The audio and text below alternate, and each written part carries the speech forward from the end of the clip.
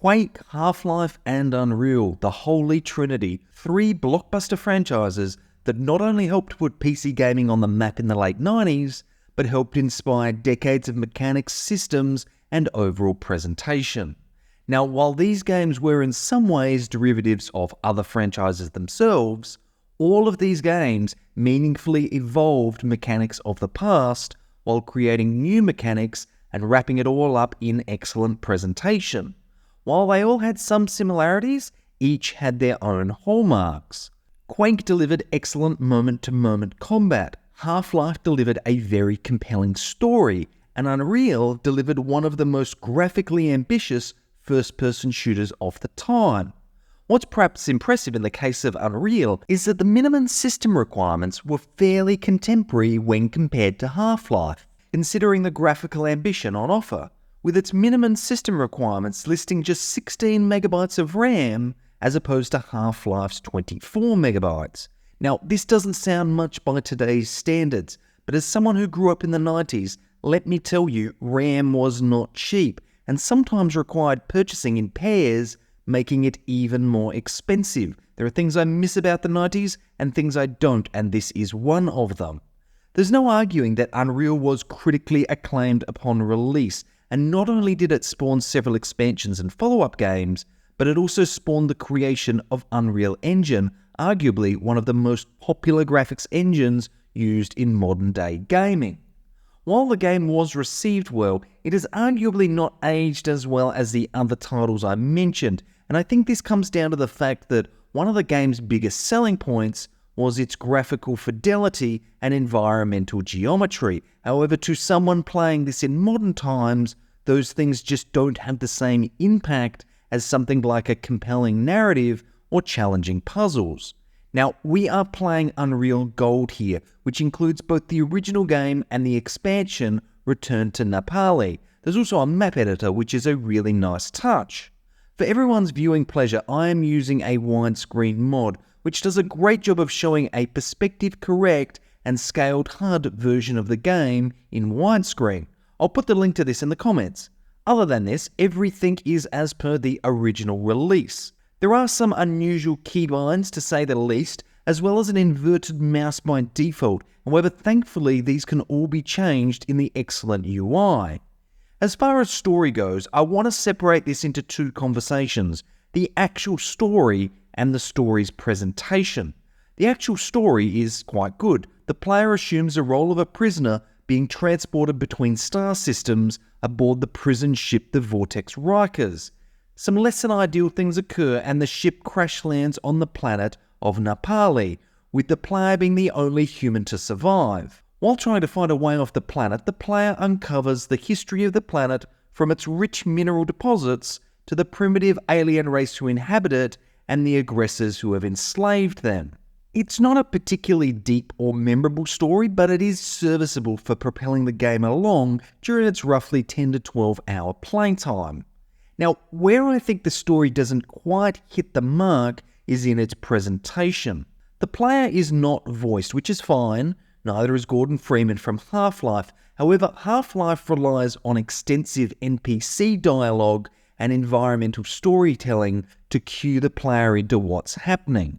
Unreal relies on text messages delivered to a portable translator for the player to read through. And while this does tell the story, I'd argue that in isolation, it doesn't do it in a particularly engaging way.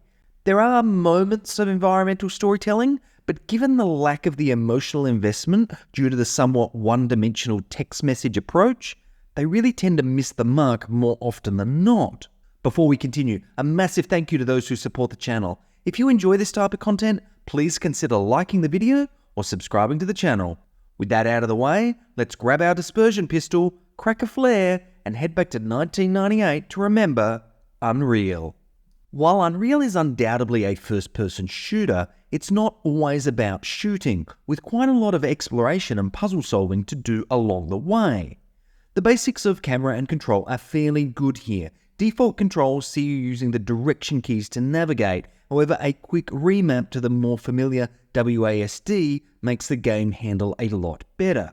Although there is one downside to this. Double tapping a strafe key makes somewhat of a quick side jump, potentially useful in combat to avoid projectiles. However, in general traversal, it can sometimes have unintended consequences if you are navigating a narrow path. I couldn't find any way to disable this, and it resulted in more than one accidental death during my recent playthrough. Oh, and a special call out at the time, I hit quick save just as I strafe jumped into lava.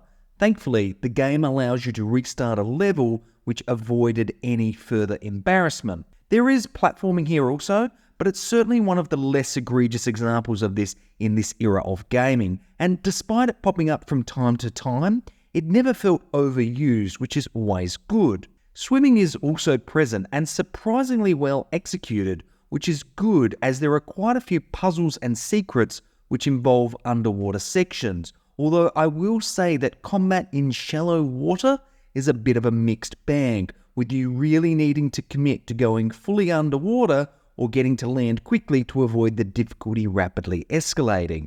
And yeah, on the topic of difficulty, Unreal is a challenging game, and I would go as far to say that on the high difficulty of hard, it's one of the most challenging first-person shooters of that era. Now, look, I don't proclaim to be some type of FPS god when it comes to gaming, but I've played enough of them to know when one stands out as very difficult, and Unreal certainly fits this bill. And it's interesting because there are varying levels which contribute to the overall challenge. Firstly, there is the combat challenge. It isn't a case of overwhelming odds like something in Painkiller, rather a very sophisticated AI for the time, which has very high mobility. Honestly, these aliens move around faster than I do at a barbecue festival. What makes them especially deadly though, is they have very good accuracy at range and do very heavy damage up close, with the added challenge of the player not having any Doomslayer melee abilities, meaning that you need to try and keep them close, but not too close. The reason being is that the majority of weapons in Unreal are projectile-based, and fairly slow projectiles at that, meaning that the further the enemy moves away, the lower your chances of hitting them are. Add to this a fairly generous health pool for the enemies, and not overly abundant health pickups for the player, and this is a shooter that you need to take much slower than something like Quake or even Half-Life. Now, there are armor and force field pickups which are hidden around the map, more on this later, which make a huge difference in the odds of your survival, but perhaps the most novel health item is the ability to plant a gnarly healing tree from a seed and wait for it to grow some food that you can consume to regenerate your health. This was really good stuff for the 90s, and possibly the first farming sim element I ever played in a game. Outside of combat challenge, the other perhaps less obvious but not less impactful challenge is in level completion. There are many times in Unreal where it will present a locked door or sealed section of a room with no obvious way to open it. Unreal doesn't use keys per se, rather environmental events to unlock doors.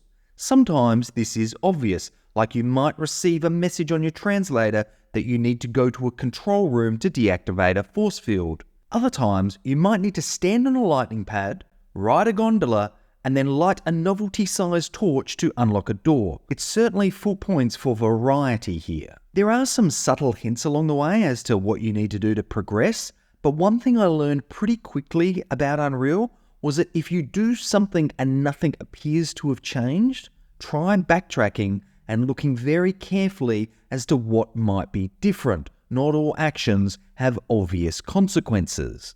Now, I said armor will increase your chance of survival, but that's not the only item that'll help you on your quest. With a variety of consumables available to improve your combat effectiveness, with everything from super health packs to much rarer items like upgrades to your dispersion pistol.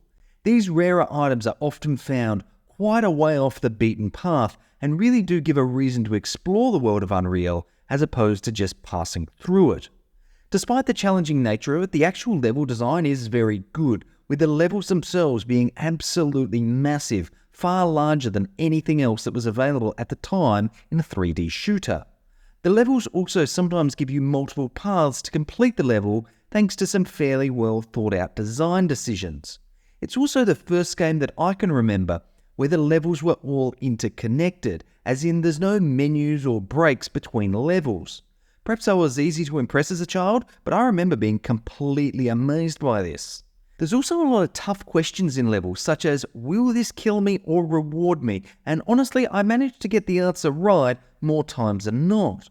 Perhaps my only criticism of the levels themselves is a bit of a lack of variety.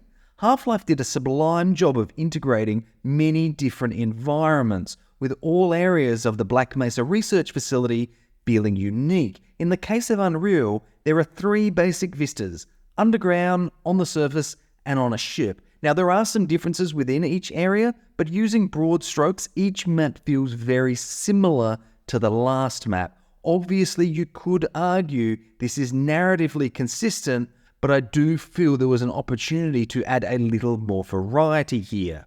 Enemy design, as well as some of the scripted sequences involving enemies making a dramatic appearance, are all really well done, with my only real issue being the lack of variety in most of the boss fights, which amount to little more than circle strafing the boss until it falls. With the emphasis the game puts on the environment, I feel like there was a missed opportunity in integrating the environment into the boss fights.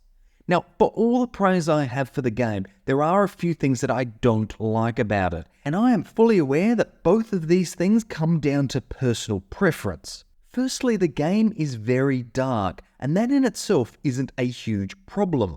The issue I have is that the game features a lot of areas where there are key items, such as pickups or buttons to press, where it's very difficult to actually see them without some illumination. Now, for the most part of the game, you have access to low-powered flares, which briefly illuminate an area before exploding, or a consumable flashlight that once its battery is exhausted, is discarded, requiring you to pick up another, which, let me tell you, is not that common to find. I get that darkness is a key theme in the game, but I just feel like there could have been some type of compromise in finding a torch with a rechargeable power supply or something.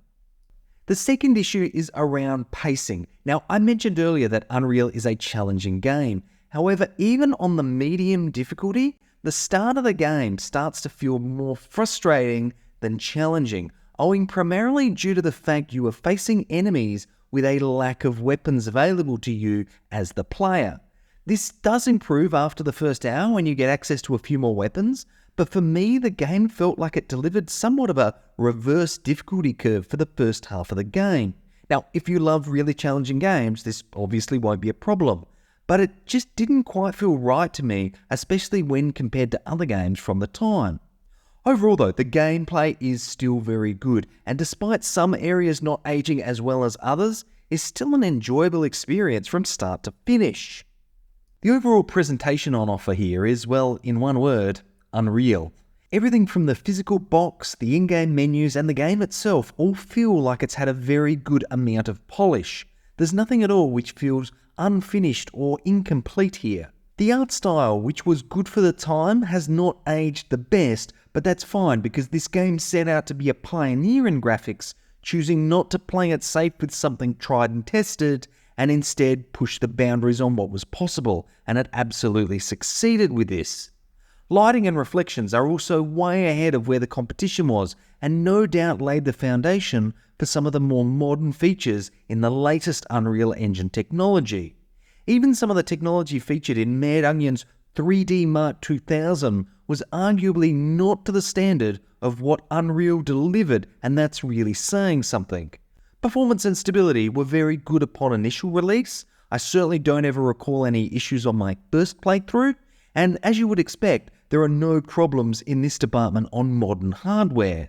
The game features a great soundtrack, which is mostly kind of a high-energy synth mix, and it sounds great and really helps bring this strange alien world to life. There's no voice acting per se, but sound effects are of a very high standard.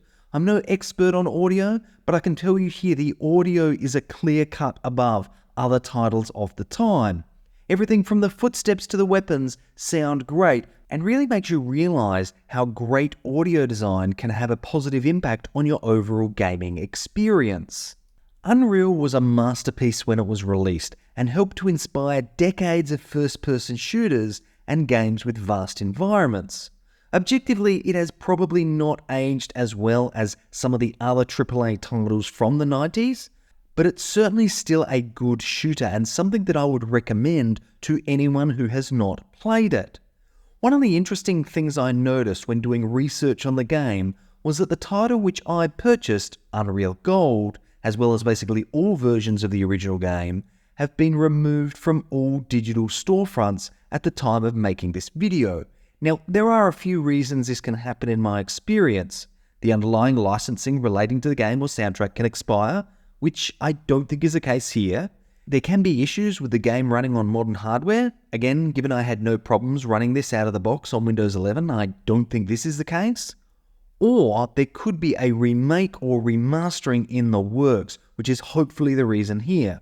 Honestly, I don't think there's much to change here apart from adding some quality of life features, and I'm guessing the folks over at Epic probably have a pretty good idea on how to take the original Unreal Engine and upgrade it to the latest, complete with ray tracing, global illumination, and all of that great stuff. Of course, I could be way off here, although I'd argue there's money being left on the table every day they don't release a new version. But that's enough from me. Do you agree or disagree with my opinions? Let me know down in the comments below. And as always, thanks for watching.